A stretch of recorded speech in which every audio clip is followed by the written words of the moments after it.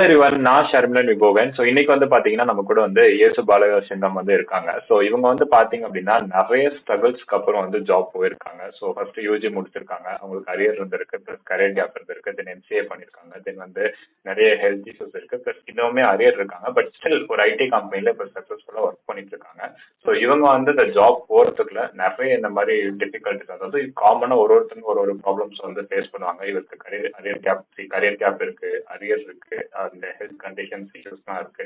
So இவ்வளவு problems இருந்தாலுமே வந்து இப்போ ஒரு ஜாப்ல ஒர்க் பண்ணிட்டு அரியருக்கு வந்து ப்ரிப்பேர் பண்ணி எக்ஸாம்ஸ் கிளியர் பண்றதுக்கு வந்து பண்ணிட்டு இருக்காரு. ஸோ ஹாய் ப்ரோ, எப்படி இருக்கீங்க, எப்படி போயிட்டு இருக்கு? ஸோ உங்களை பத்தி ஒரு சில வார்த்தைகள். Hi bro. First of all, thank you for giving me the opportunity. உங்களோட சேனல்ல வந்து என்னை பத்தி பேசுறதுக்கு கூப்பிட்டுருக்கீங்க. ஸோ என்னோட பேர் வந்து Yesu Balasingam. Trichy saint Joseph Trichy saint ஜோசப்ல எம்சிஏ கம்ப்ளீட் பண்ணியிருக்கேன்.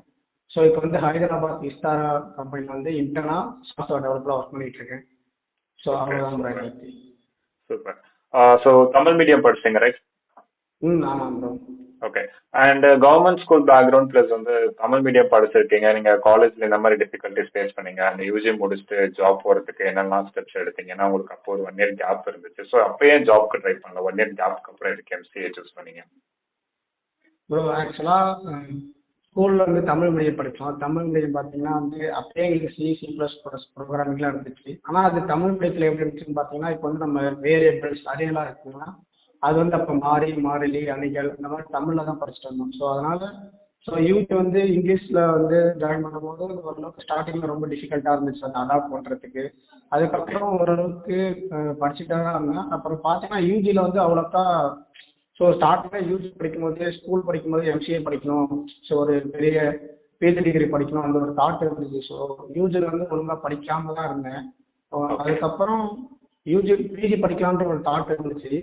ஆனால் யூஜியில் ஒழுங்காக படிக்காதால ஒரு நல்ல காலேஜில் ஜாயின் பண்ணி நினச்சிருந்தேன். ஸோ அதுக்கப்புறம் யூஜி முடிச்சுட்டு காலேஜ் அப்ளை பண்ணேன். ரொம்ப ஒரு நல்ல காலேஜ் கிடைக்கல.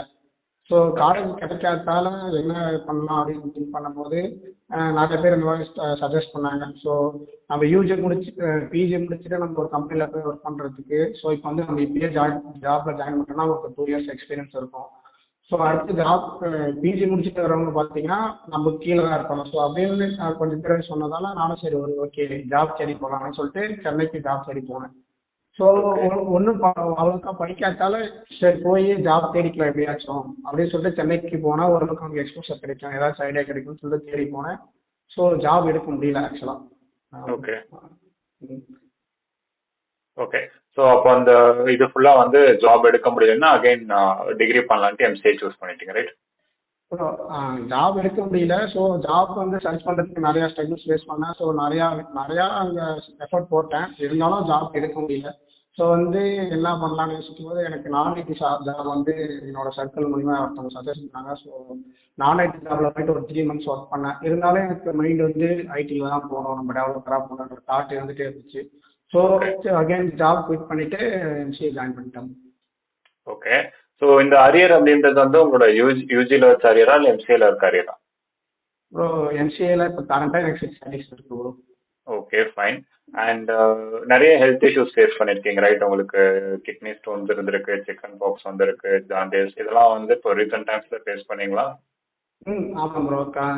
ஒரு செமஸ்டர்லேயே அதை ஃபேஸ் பண்ணேன் ப்ரோ. Okay fine. ஸோ இப்போ எப்படி இருக்கு ஹெல்த்லாம் ஓகேவா?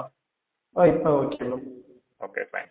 ஸோ இப்போ மெயினான ஒரு விஷயம் என்ன அப்படின்னா, இப்போ இருக்க மார்க்கெட் சுச்சுவேஷனுக்கு எவ்வளோ டிஃபிகல்ட் அப்படின்றது எல்லாருக்குமே தெரியும் ஒரு ஐடி ஜாப் வாங்குறது. ஈவன் நீங்கள் என்னதான் ஸ்கில்லபிளாக இருந்தாலுமே வந்து அவ்வளோ ஈஸியாக இங்கே ஜாப் கிடைச்சிடாது. பட் இருந்தாலும் ஒரு 6 அரியர் வச்சிருக்கீங்க, ப்ளஸ் வந்து தமிழ் மீடியம் பேக்ரவுண்ட்லேருந்து வந்திருக்கீங்க. ஸோ ஸோ என்னால் அதை வந்து புரிஞ்சுக்க முடியாது. ஸோ எந்த அளவுக்கு அது டிஃபிகல்ட்டாக இருந்திருக்கும் அந்த பிளேஸ், நீங்கள் ஒரு கம்பெனியில் பிளேஸ் ஆகுறது வந்துன்றது ஒரு அதுவும் அரியர் வச்சுட்டு தமிழ் மீடியம் பேக்ரவுண்ட் வந்து ஒரு பெரிய விஷயம் தான். ஸோ என்ன மாதிரி டிஃபிகல்ட்டிஸ்லாம் நீங்கள் ஃபேஸ் பண்ணீங்க ஜாப்ஸ்க்கு அப்ளை பண்ணும்போது, ப்ளஸ் இந்த மாதிரி அரியர்ஸ்லாம் வந்து இருக்குன்னு கேட்கும்போது? ஸோ என்னென்ன ஸ்டெப்ஸ் எடுத்தீங்க நீங்கள் வந்து ப்ரிப்பரேஷன்ஸாக இருக்கட்டும், ஸோ இந்த ஒரு ஓவர்வியூ என்னென்ன பண்ணியிருக்கீங்க, என்ன மாதிரி டிஃபிகல்ட்டிஸ் ஃபேஸ் பண்ணீங்க அப்படின்றத ஆடியன்ஸ்க்கு ஷேர் பண்ணீங்க அப்படின்னா, ஏன்னா நிறைய கேண்டிடேட்ஸ்க்கு வந்து அரியர் இருந்தால் ஜாப் கிடைக்காது அப்படின்ற ஒரு மைண்ட் செட் இருக்கு. பட் நீங்கள் அரியர் இருந்தாலும் உங்களுக்கு ஒரு ஜாப் வந்து கிடைச்சிருக்கு, இப்போ ஒர்க் பண்ணிட்டு இருக்கீங்க அப்படின்றது ஒரு பெரிய விஷயம் தான். அதுவும் இப்போ 2025 ரொம்ப பெரிய விஷயம் தான். ஸோ அதை பற்றி சொல்லுங்கள். ஸோ ப்ரோ இப்போ வந்து நான் யூஜி முடிச்சுட்டு சென்னைக்கு ஜாப் தேடி போனேன். ஸோ என்னோட பேக்ரவுண்ட் படி பார்த்தீங்கன்னா எனக்கு வந்து யாருமே கைட் பண்ணுறதுக்கு ஆள் இல்லை. ஸோ வந்து ஓகே. என்னோட ஃப்ரெண்டு ஒருத்தன் ஐடியில் ஒர்க் பண்ணிட்டு இருந்தான். ஸோ அவனோட ரூமுக்கு போயிட்டு எதுக்காக அதுக்கும் என் ஃப்ரெண்டு பார்த்து போனோன்னா, ஸோ அவங்க கூட நம்ம சர்க்கிளில் இருக்கவங்க வந்து ஓரளவுக்கு இருந்தாங்கன்னா நமக்கு அந்த மைண்ட் செட் வரும் அப்படிங்கிற தாட்லேயே என்னோட ஃப்ரெண்டு ரூமுக்கு போயிட்டேன். அங்கேருந்து போயிட்டு ஜாப் தேடலாம் அப்படின்னு போகும்போது என்னோட இன்னொரு ஃப்ரெண்டு கூட படிச்சவர் வந்து ஜாப் தேடிட்டு இருந்தான். அவன் இந்த மாதிரி அவன்கிட்ட கேட்கும்போது எப்படி ஜாப் தேடலாம் அப்படின்னு கேட்கும்போது இந்த மாதிரி நவுக்ரி லிங்க்டின்ற மாதிரி ஆப்ஸ் வந்து சஜஸ்ட் பண்ணான். So okay. நவுக்ரி லிங்க்டின்ல போய் எப்படி ஜாப் தேடலாம் அந்த மாதிரி பார்த்தேன். ஸோ எனக்கு வந்து அப்போ வந்து லிங்க்டின் அவ்வளோக்கா யூஸ் பண்ண தெரியல. ஸோ நவுக்ரியில் மட்டும் ஜாப் வந்து நிறையா அப்ளை பண்ணுற மாதிரி இருந்துச்சு. ஸோ வந்து என்னோட தாட் எப்படி இருந்துச்சுன்னு பார்த்தீங்கன்னா அப்போ ஸோ நிறையா ஒரு 20-30 கம்பெனிஸ் பக்கமாக அப்ளை பண்ணி அட்டன் பண்ணுவோம், நிறையா கிடைக்கும். ஸோ அப்படி அட்டன் பண்ணும்போது ஏதோ ஒரு கம்பெனியில் வந்து கிளிக் ஆகிடும். ஸோ அப்படின்ற ஓகே. தாட் தான் இருந்துச்சு. ஸோ அப்படின்னும் போது நிறையா ஜாப் அப்ளை பண்ணேன். ஒரு இன்டர்வியூ கால் வரல. ஸோ என் ஃப்ரெண்டு வந்து ஸ்டார்டிங்கில் ஒரு கம்பெனியில் இந்த மாதிரி இன்டர்வியூ நடக்குதுன்னு போரூரில் சாஃப்ட் சேல்னு ஒரு கம்பெனி இருக்கும். ஸோ அந்த ஓகே. கம்பெனி சஜஸ்ட் பண்ணால் அங்கே போய் இன்டர்வியூ அட்டன் பண்ணி பார்த்தேன். ஃபர்ஸ்ட் ரவுண்ட்லேயே கிளியர் பண்ணல. அடுத்தது கொஞ்சம் ஒரு 20 டேஸ் கழிச்சு இந்த மாதிரி ஜோகோவில் வந்து ஜோகோ ஸ்கூல் ஃபார் கிராஜுவேட்ஸ் அப்படின்னு சொல்லிட்டு ஒரு நடந்துட்டு இருந்துச்சு. ஸோ வந்து ஓகே. அதை அப்ளை பண்ணி அட்டன் பண்ணி பார்த்தா அதுவும் ஃபர்ஸ்ட் ரவுண்ட்லேயே ஒன்றும் கிளியர் பண்ண முடியல. ஓகே. அதுக்கப்புறம் ரொம்ப ஒரு 2 மந்த்ஸ் பக்கமாக எந்த இன்டர்வியூ காலுமே வரல. ஸோ இன்டர்வியூ கால் வந்தால் தான் நம்ம போய் முதல்ல ஏதாச்சும் அட்டன் பண்ண முடியும். ஸோ ரொம்ப கஷ்டமா இருந்துச்சுங்க, ஒரு இன்டர்வியூமே கிடைக்க மாட்டேங்குது அப்படின்னு. அதுக்கப்புறம் இன்னொன்று ஒரு எல்ஐசிக்கு ஆப்போசிட்டில் ஒரு கம்பெனி இருக்கும், 10th பிளானட்னு சொல்லிட்டு. ஸோ அது நவுக்கரியில் தான் அந்த ஜாப் போஸ்ட் பார்த்தேன். ஒரு சின்ன ஸ்டார்ட் அப் மாதிரி தான் இருந்துச்சு. அது நவுக்கரியில் அப்ளை பண்ணி பார்த்ததா அந்த கம்பெனி சின்ன ஸ்டார்ட் அப்க்கு உள்ளே உட்காரத்துக்கு கூட இடம் இல்லை. பார்த்தீங்கன்னா ஆனால் 500-600 பீப்புள்ஸ் வந்துட்டாங்க. ஸோ அதை பார்த்தே லைட்டாக பயம் வந்துருச்சு, என்னடா பண்ணுறது அப்படின்னு சொல்லிட்டு. ஸோ அதுலேயும் ஜாப் கிடைக்கல. அதுவும் ஃபைனல் ரவுண்ட் வரைக்கும் போனால் அதுலேயும் கிளியர் பண்ண முடியல. அதுக்கப்புறம் ரொம்ப டிஃபிகல்ட்டாக இருந்துச்சு, ஜாப் இன்டர்வியூ எதுவுமே கிடைக்கல. ஸோ எனக்கு அந்த டைமில் எப்படி இருந்துச்சுன்னு பார்த்தீங்கன்னா, இப்போ வந்து நம்ம வந்து ஒரு பாலைவனத்தில் இருந்தோம்னா அந்த பாலைவனத்தில் இருக்கும்போது அந்த தண்ணி மரத்து அந்த நிழலுக்காக எப்படி ஏவுமோ அந்த மாதிரி அந்த இன்டர்வியூ காலுக்கே கிடைக்கணும். இன்டர்வியூ கால் இருந்தால் ரொம்ப நல்லாயிருக்கும். அந்த மாதிரி ரொம்ப கஷ்டமாக இருந்துச்சு. ஸோ அப்புறம் என்ன பண்ணுறது எப்படினே தெரியாதால இன்னொரு ஐடியா கிடைச்சது. ஸோ மேப்பில் போயிட்டு நியர்பை சாஃப்ட்வேர் கம்பெனிஷன் ஒன்றா போட்டு பார்த்துட்டு நிறையா சாஃப்ட்வேர் கம்பெனிஸ் கிடச்சி. ஸோ அதில் வந்து பார்த்தீங்கன்னா கீழே கால்ன்ற ஆப்ஷன் இருக்கும். ஸோ அதிலே ஒரு கம்பெனிக்காக கால் பண்ணி இந்த மாதிரி ஜாப் இருக்குமான்னு கேட்டேன். எங்கேயுமே ஓகே. வேகன்சி இல்லை. ஒரு சில பேர் வந்து ரெஷ்யூம் ஷேர் பண்ணுங்க, வேகன்சி இருந்தால் கால் பண்ணுறாங்கன்னு சொன்னாங்க. அதுவும் ஒன்றும் வேலையாக அதுக்கப்புறம் என்ன பண்ணுறதுன்னு தெரியாமல் தான் சுற்றிட்டு இருந்தோம். அதுக்கப்புறம் என் ஃப்ரெண்டு இன்னொருத்தன் அவனும் ஜாப் தேடிட்டு அவனும் நானும் போயிட்டு வண்டியில் ஒரு கம்பெனியாக போயிட்டு மேப்பில் சர்ச் பண்ணி அதே மாதிரி கம்பெனிக்காகவே போயிட்டு இந்த மாதிரி ஜாப் இருக்குமான்னு கேட்டு பார்த்தோம். அப்படிலாம் அலைஞ்சு பார்த்து ஜாப் கிடைக்காததால தான் நான் ஐடியில் போயிட்டு அப்புறம் நான் ஐடியும் செட் ஆகாமல் இங்கிட்டு வந்து இப்போ காலேஜ் சேர்ந்து இப்போ ஐடியில் ஒர்க் பண்ணிட்டு இருக்கோம். ஓகே. ஓகே. ஃபைன். ஸோ எப்படி அந்த கம்பெனி எப்படி அக்செப்ட் பண்ணிக்கிட்டாங்க? ஸோ உங்களுக்கு என்ன மாதிரி இன்டர்வியூ ப்ராசஸ் இருந்துச்சு? அரியர் இருந்தாலும் அவங்க எடுக்க ரெடியாக இருந்தாங்க, ரைட்? ஸோ அவங்க எப்படி அதை அக்செப்ட் பண்ணிக்கிட்டாங்க? ப்ளஸ் அரியர் இருக்கிறதால என்ன மாதிரி இஷ்யூஸ்லாம் நீங்கள் யூஸ்வலாக மற்ற கம்பெனிஸில் ஃபேஸ் பண்ணீங்க? ஆக்சுவலாக நான் காலேஜ் சேர்ந்தது எதுக்காக சேர்ந்தேன்னா, வெளியே வந்து நமக்கு வந்து பிளேஸ்மெண்ட்டே ஆப்பர்ச்சுனிட்டி கிடைக்கல. காலேஜில் சேர்ந்தா ஒரு கேம்பஸ் பிளேஸ்மெண்ட் கிடைக்கும் அப்படின்ற ஒரு தாட்டில் வந்து நான் வந்து பிஜியே சேர்ந்தேன். ஆனால் இந்த மாதிரி அரியர் இருந்ததால் என்னால் நான் காலேஜில் வந்து ஒரு சில நல்ல கம்பெனிஸ் வந்து பிளேஸ்மெண்ட் அட்டன் பண்ண முடியல. ஸோ அதுலேயே ரொம்ப கஷ்டமாக போயிடுச்சு. ஓகே. அதுக்கப்புறம் அதுக்கப்புறம் எங்கள் காலேஜில் பார்த்தீங்கன்னா 3 மந்த்ஸ் வந்து ரெகுலர் காலேஜ் இருக்கும். ஸோ 4th செமஸ்டர் ப்ராஜெக்ட் தான், நம்ம ப்ராஜெக்ட் இன்டர்ன்ஷிப் போகணும் கம்பெனிக்கு. ஸோ அது வந்து ஒரு கம்பெனிக்கு போய் பண்ணிட்டு இருந்தேன். அதுக்கப்புறம் அரியர் இருந்தாலும் நான் வந்து பக்கத்துலேயே கம்பெனி சூஸ் பண்ணிட்டேன். ஏன்னா எனக்கு வந்து சிஇஏ இருந்துச்சு. சிஇஏனா எங்கள் காலேஜில் வந்து இன்டர்னல்ஸ்னு சொல்லுவாங்க. அது வந்து இன்டர்னல் கிளியர் பண்ணால் தான் செமஸ்டர் எழுத முடியும். செமஸ்டர் வந்து எங்கள் காலேஜில் அலோவ் பண்ண மாட்டாங்க இன்டர்னல்ஸ் வந்து அரியர் இருந்துச்சுன்னா. ஸோ பக்கத்துலேயே சூஸ் பண்ணால் தான் வந்து இன்டர்னல்ஸ் எழுத முடியும்னு சொல்லிட்டு நான் மதுரையிலே வந்து கம்பெனி சூஸ் பண்ணி எங்கள் இன்டர்ன் போயிட்டு இருந்தேன். சைடு பை சைடாக அரியர் அட்டன் பண்ணிவிட்டு அப்படியே லீட் கோடில் வந்து ப்ராப்ளம் சால்வ் பண்ணி ப்ரிப்பேர் பண்ணிட்டு இருந்தேன். ஸோ கரெக்டாக வந்து இன்டர்ன் 4th செமஸ்டர் முடியும் போது எனக்கு ஒரு வந்து உங்கள் ஸ்டாஃப் மூலியமா ஒரு ரெஃபரல் கிடச்சிது. அவங்க வந்து அப்போ அரியர் எதுவுமே கேட்கல. நான் வந்து அரியர் மென்ஷன் பண்ணாமல் இன்டர்வியூ அட்டன் பண்ண, அவங்க எதுவும் கேட்கல, நானும் அரியர் சொன்னேன்.